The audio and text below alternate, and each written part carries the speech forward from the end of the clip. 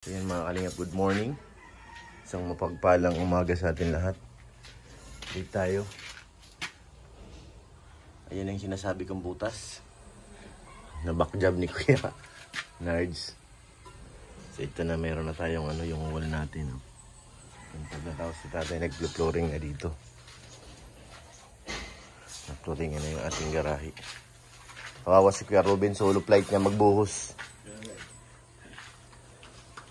Dahan-dahan lang. Matapos din yung Kuya Ruben. Huwag persahin. Huwag iinom ng sting ka. Bawal yon.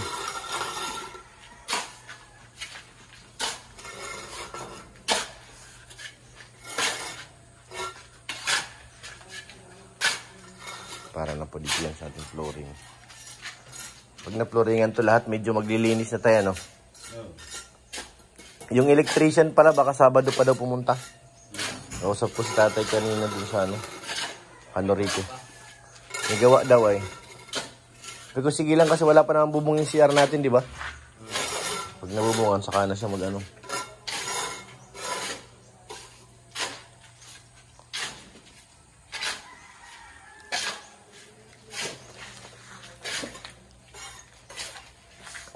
Malinis na, unti-unti. Tingnan ko yung CR dito ni tatay na ginawa. Dito ako bumilib sa CR ay. Yung CR natin sa labas mga kalingap. O ayan o. O diba? May CR kasi tayo dito sa labas. Ito ang bububungan pa. Ganda ng tiles.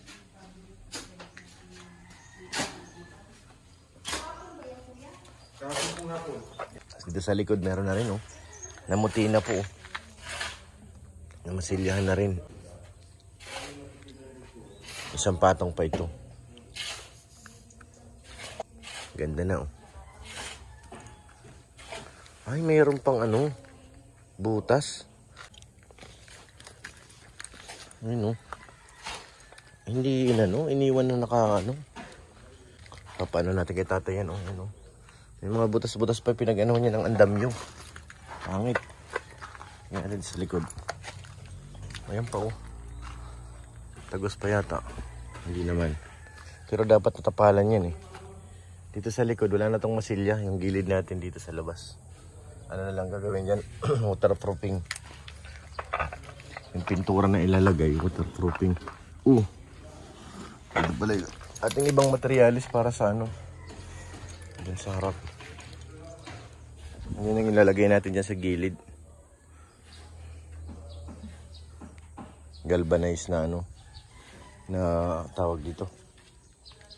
Ay, good morning kuya. Kalat pang ating materialis sa likod.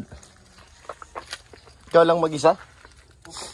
May pinuntahan lang po si Kuya na si kapatid ni Kuya Nardo. Yan pala, tapalan natin ng pangit tingnan may butas. Kuya, pag mayroon dun butas pa yung tinanggalan baga ng tapalan mo na lang. Parang masama sa pagmasilya pag natuyo. Oo. Parang mata ng ay.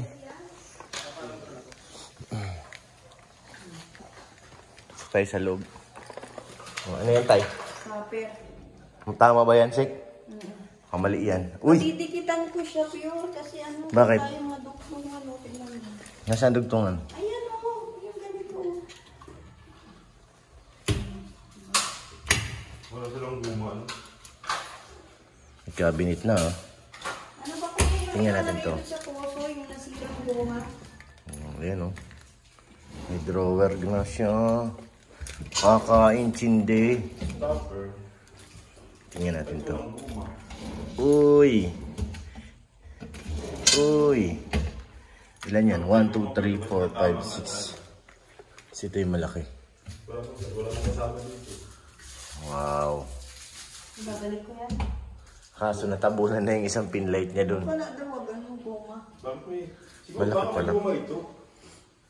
Kasi itong sa kami natin ito.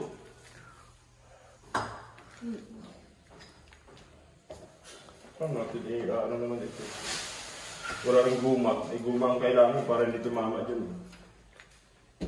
Hindi. Tama na dyan sa ano. Dapat sa baba na lang. Sa baba na lang. Sa pinto na lang po natin ito ilalagay. Dapat yung sa pinto na lang kasi sama-sama na siya sa pinto. Kasi kung nakapix dyan, matitisod nyo yun pag yan. Pag galaw sa kusina. Oo. Baka ganyan lang yan. Sabi ko na eh, parang ano na yan eh, return comeback na yan, yung tsura pa lang. Ibabalik natin. Pwede. Wala namang guma kamoy ito eh.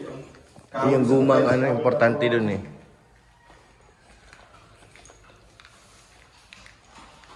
Ayun, no, nakabit na yung bidet ni tatay, oh. Ha, ha, ha, ha. May bidet na. Ayan, may bidet na. I-ano pa lang niya yan. Tinanong ko saan ikakabit. Yung ano na lang naman yun, yung salpakan niya. Tapos mamaya mga kalingap, darating na yung ano natin. Magkakabit dito. Yung blinds. Magkakabit na. May gas-gas na, oh. Ano yung bro, sabi mo ano? Yung gasket ng puso, bibilan. Magpapalinis tayo na dito. Tapos sila dyan mag-flooring.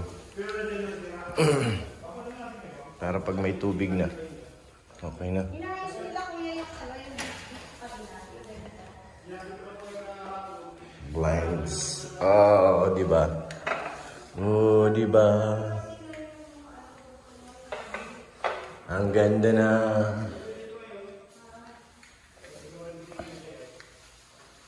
Ang ganda ng cabinet mo, Sika.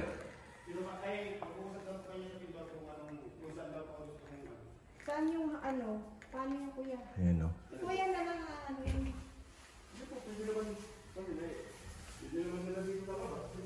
Ano to?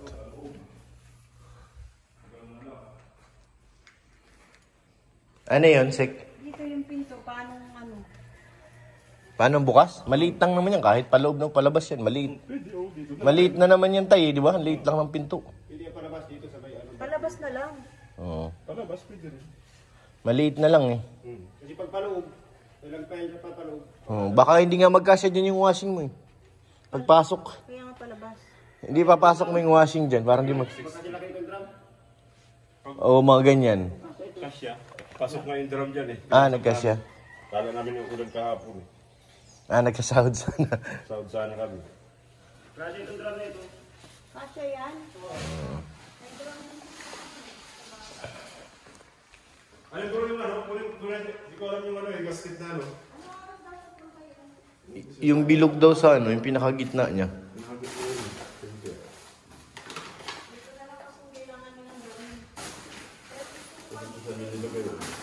Hindi ko lang ito.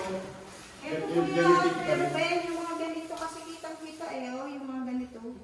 Pampaya sa bin. Dapat lagyan nila ng ano, ng silan. Ay, itong ganito? Ay, dapat dadal natin yung sampul. Kasi tatanggalin yan. Anong tsura? Yung nasa loob po pala eh. Tatangkalisin muna ito. Parang, ano yung bilog? May pinitsura na kung ganito, oh. Ito, oh. Ito daw yan, oh. Oh, ganyan po yan, ganyan. Ay, oo, ganyan. Oh. Ito yung isa, tapos ito yung isa. Alin dito? Yan. Ito. Oh, yan bro. Ito. Oh, ganyan. Alam na nila yung kailan. Sa Jetmatic, kasi pag sa puso, iba naman yung puso eh. Yung ano, parang pitchil na ano ba kayo. Ito na yun. Oh, yan yun. Parang tawag kasi kayo.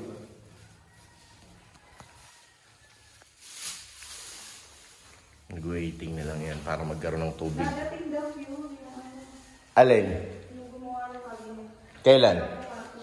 Kailan darating? Gusto ko nang mahiga sa aking kwarto.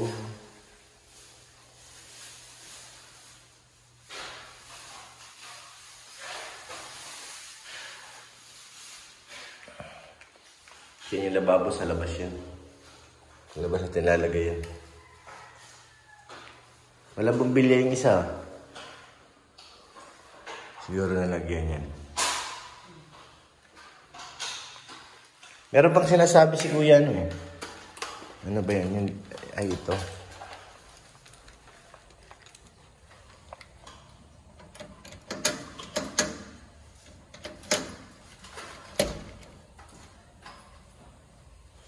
May tornilyo siya dapat dito. Ayan, papaano niya yan.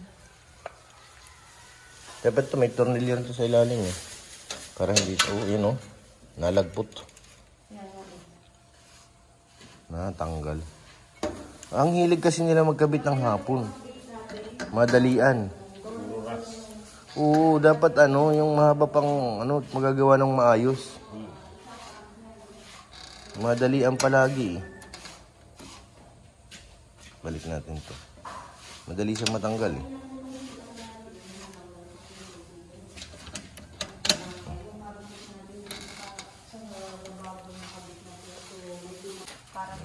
Holiday. Sa puso yung ilalagay yung goma. Papalitan naman natin itong stopper. Sabi na siya, sablay stopper mo eh. Kahapon ko pa nakita yan. May problema yung stopper. Para saan yan, Tay? Kinabit ko yung sabitan ng ano, kinabit ko sa Ah, yung sa ano? Sa bidet? kinabit ko na kahapon yun. Tinanong ko lang kung saan lugar.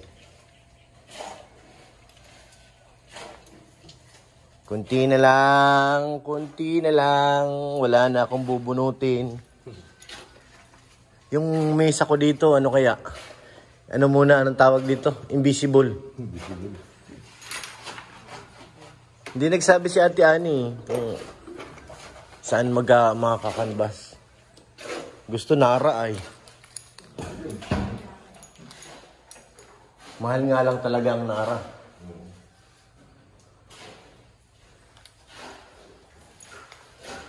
Dito yung table natin. Abot dito yung upuan yan eh.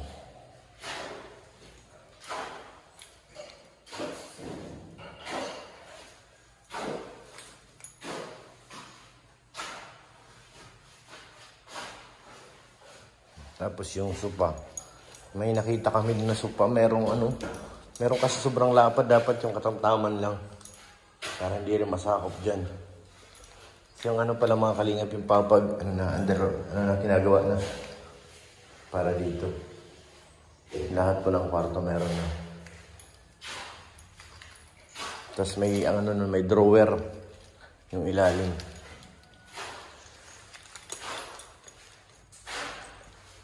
Gamit na lang ng pintor ang ritira.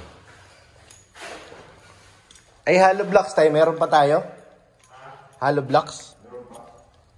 Para dito baga sa lababo. Tsaka yun sa gilid. Kasi pa siguro. 10 na lang, ay ano lang yan. 10 na lang. 10. Doon tayo makakuha. Marami naman doon. O, hiram na lang tayo. Oo. 10 piraso man na lang. Mahiram na lang tayo doon kay kay Pastor.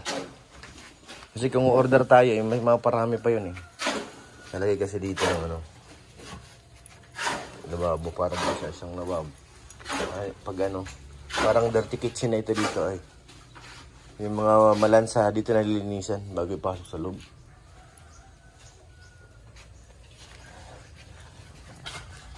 Siya ito nagligamas pala dyan. Abangan natin yung yung papag. Malapit na yun. Anong schedule ng papag doon, Sik? Kailan ang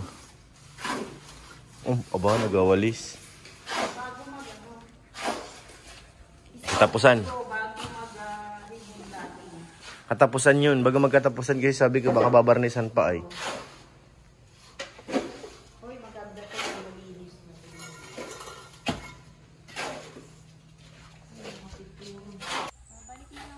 So yun mga kalingap ang update ng ating ngayon.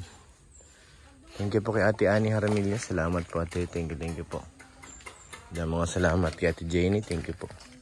Huwag po natin kalimutan syempre suportahan ang ama ng kalingap. Kuya Bal Santos Matubang.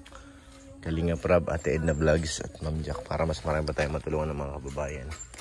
So yun, abangan niyo po ang natin. So na pag-update. Maraming salamat po sa inyo na. Thank you po kay Ate Ani. Kay Ate Jenny. Salamat po. Thank you, shoutout po. Kay Ate Beth, thank you po. Kay Ate Siyang Ram, salamat po. At sa inyo lahat mga kalingap. God bless po. Thank you.